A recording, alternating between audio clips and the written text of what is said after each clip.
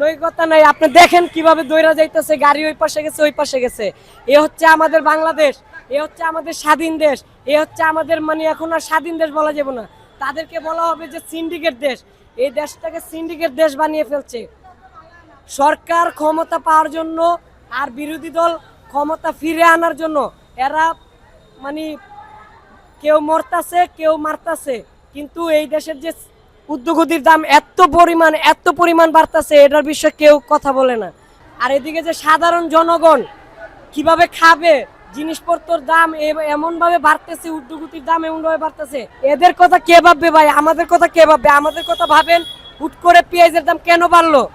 আমার তো জানা মতে এই দেশেই পেঁয়াজ তৈরি হয়, ভারতে একদিন দুই দিন পেঁয়াজ না দিলে পেঁয়াজের দাম বাড়তে হবে এমন কোনো কথা আছে? আমাদের সাধারণ গরিব মানুষের কথা ভাবেন। আসলে গরিবের সরকার এই দেশে নাই, গরিবের কথা কেউ ভাবে না। গরিবের কথা যদি ভাবতো তাহলে ক্ষমতা নিয়ে মারামারি করার জন্য আজকে এই অবস্থা হইতো না। দেশে আজকে মানুষ না খায় মরতেছে। একজন রিক্সাওয়ালা, একজন শ্রমিক, একজন লেবার 500 টাকা ইনকাম করলে সে চাল কিনে 80 টাকা, পেঁয়াজ কিনে 300 টাকা, তাহলে সে আর খাবে কি? সে তেল কিনবো কি দিয়া, মরিচ কিনবো কি দিয়া, আটা কিনবো কি দিয়া, ঘর ভাড়া দিবে কি দিয়ে? আমার নাম মোহাম্মদ জুয়েল আহমেদ রানা। আচ্ছা আচ্ছা, বলেন আপনারা কি এখানে লাইনে দাঁড়াতে আসছেন? হ্যাঁ হ্যাঁ, এখানে লাইনে দাঁড়াতে আসছি। কারণ আজ বাংলাদেশে দেখেন উদ্যোগতির যে দাম বাড়ছে, এই দাম বাড়ার জন্য আজকে দেখেন আমাদের খালা চাচা মামা ভাইয়েরা কি অবস্থা। পেঁয়াজের দাম হুট করে বাড়াতে আজকে দেখেন এখানে লাইন দাঁড়ানোর জন্য এখনো গাড়ি আসে নাই। মানে পণ্য কেনার জন্য এখনই মারামারি শুরু হয়ে গেছে। পণ্য আনার জন্য এখনই মারামারি লাগাইছে। আজকে যে আমরা মনে করি বাংলাদেশে আজকে যে দুই দল, বড় দুই দলের কথা আমি বলবো, আওয়ামী লীগ এবং বিএনপি। এক দল ক্ষমতা পাওয়ার জন্য হাহাকার করতেছে, আরেক দল ক্ষমতা থাকার জন্য হাহাকার করতেছে।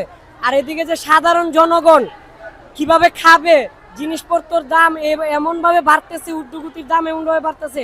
পেঁয়াজ হুট করে এক রাইতে ডাবল সেঞ্চুরি মারছে। তো এই দুজু হয় দেশের অবস্থা, তাহলে আমরা কাদের কাছে যাব? আজ স্বাধীন দেশে এমনভাবে সিন্ডিকেট তৈরি হয়েছে, একটা সিন্ডিকেট ভাঙার মতো কোনো রাজনীতি বা কোনো প্রশাসনের এদিকে কোনো নিয়ত নাই। প্রশাসনের দায়িত্ব এখন কিভাবে দলীয় দলকে ক্ষমতায় রাখবে আর বিরোধী দলকে কি গ্রেপ্তার করবে।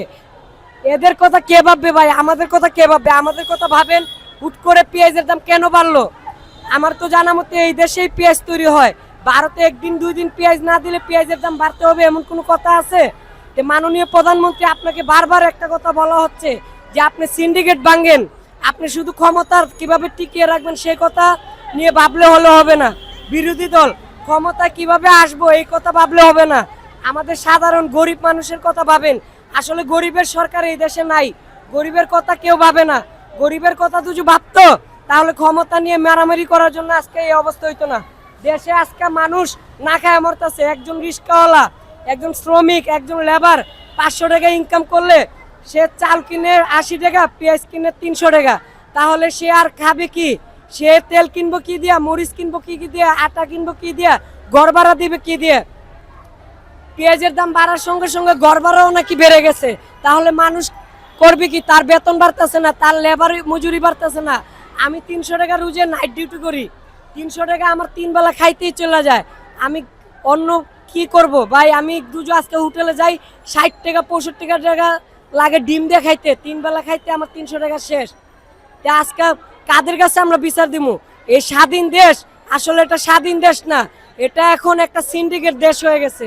আমার মনে হয় যে এই দেশে কোনো বিবেকবান মানুষ নাই, শিক্ষাভিত্তি মানুষ নাই। কারণ দুজো আজকে শিক্ষার মান থাকতো, শিক্ষিত বিবেক মানুষ থাকতো, তাহলে আজকে এই সিন্ডিকেট হতো না। আপনি একটু দেখেন, ক্যামেরা ধরেন, দেখেন কিভাবে হাহাকার করতেছে মানুষ সরকারি পণ্য কেনার জন্য। সরকারি পণ্য আর কয়জনে দিব ভাই? মধ্য ফ্যামিলির মানুষ সবাই এসে এখানে দাঁড়াইছি আমরা। তা আমাদের কথা একটু ভাবেন, কাদের কাছে বিচার দিব? আসলে যাদের কাছে বিচার দিব এরাই তো ক্ষমতার জন্য হাহাকার করতেছে। আমরা বিচার দেওয়ার মতো কারো পাইতেছি না। আমাদের বিচার দেওয়ার মতো এখন একমাত্র আল্লাহর কাছে বিচার দেই। আল্লাহ তুমি দেখো কারা এই জিনিসগুলো করে।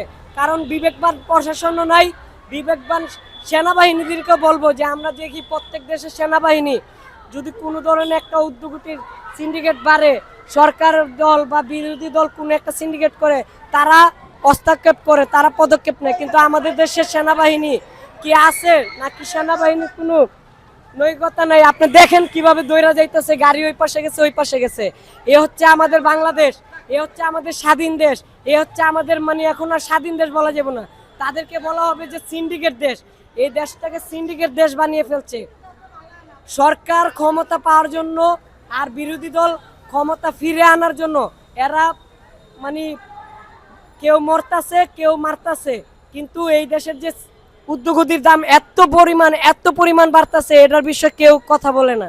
তো আমি চাই সিন্ডিকেট ভাঙুক, আমাদের উদ্যোগতির দামটা নিয়ন্ত্রণে আনুক। আমরা এই আশা করি। সরকার প্রতিপক্ষের কাছেও এই দাবি, বিরোধী দলের কাছেও দাবি যে এই ধরনের আন্দোলন করেন। খালি ক্ষমতা দিয়ে কিছু হবে না ভাই, ক্ষমতা কি হবে? ক্ষমতা আজ আছে কাল নাই, কিন্তু এই দেশকে উন্নয়ন করতে হলে আমি জানি একটা দেশ উন্নয়ন কখন হয়, আয় বাড়বে ব্যয় কমবে, কিন্তু আমাদের দেশে ব্যয় বাড়ে আয় কমে। এটা আমাদের দেশ না। তো আমি আমার কথাগুলো যদি কোনো বিবেকবান মানুষ শুনে, আমি আশা করি এই কথাগুলো শুনবেন, এই কথাগুলো দেশের মানুষের কাছে তুলবেন, সিন্ডিকেট ভাঙার চেষ্টা করবেন। ধন্যবাদ।